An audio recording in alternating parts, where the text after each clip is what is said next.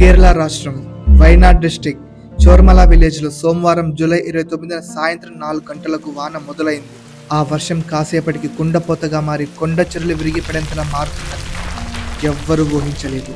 Harrison Malayalam tea estate లో 18 ఏళ్లుగా సుజాత అనే మహిళ ఆ ఎస్టేట్ లో పనిచేస్తూ ఉండేది.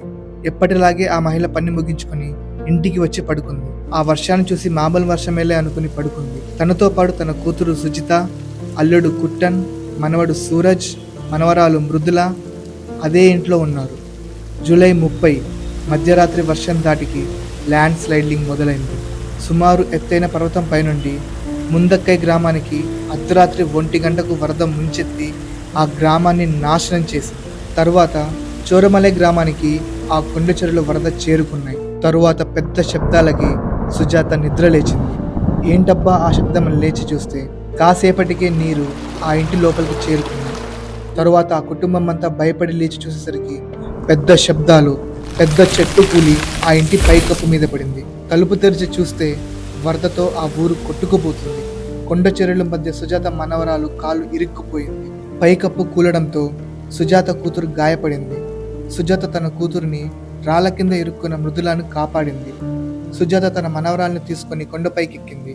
మరోవైపు సుజాత తన భర్త, కొడుకు ఎలాగోలా ప్రాణాలు కాపాడుకుని కొండపైకి ఎక్కారు. సుజాత తన మనవరాలతో కొండపైకి ఎక్కేసరికి ఎదురుగా 2 పెద్ద ఏనుగులు కనిపించాయి.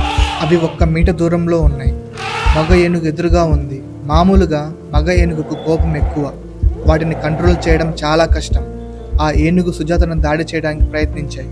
సుజాత ఏనుగు ముందు మోకరిల్లి, మమ్మల్ని రక్షించు, చీకటిలో ఉన్నాం, చుట్టూ వరద, మాకు సహాయం అందే వరకు మమ్మల్ని రక్షించు అని అడగగా ఆ ఏనుగు కళ్ళల్లో నుండి కన్నీళ్లు కార్చి అక్కడే కూర్చుంది. సుజాతను, తన మనవరాలి మృదులను ఇద్దరిని 2 కాళ్ళ మధ్య ఉంచుకొని రెస్క్యూ టీం వచ్చాక వారిద్దరిని వదిలి ఆ ఏనుగుల గుంపు అడవిలోకి వెళ్ళాయి. ఈ విషయం గురించి సుజాత మీడియాతో చెప్పింది. ఈ సంఘటన గురించి అందరూ ఆశ్చర్యపోయారు. నెట్టింట ఈ వీడియో వైరల్ అవుతుంది. అయితే ఏనుగులు మనుషులను రక్షిస్తే సరిగ్గా 4 సంవత్సరాల క్రితం ఒక ఏనుగుకు పైనాపిల్లో బాంబు పెట్టి తినిపించారు. ఆ ఏనుగు తీవ్ర రక్తస్రావంతో చెరువులోకి వెళ్ళింది. అయితే అప్పటికే ఆ ఏనుగు కడుపుతో ఉంది. ఆ సంఘటన జరిగిన 3 రోజులకి ఏనుగు చనిపోయింది. ఆ తర్వాత ఆ పైనాపిల్ తినిపించిన వ్యక్తిని అరెస్ట్ చేశారు.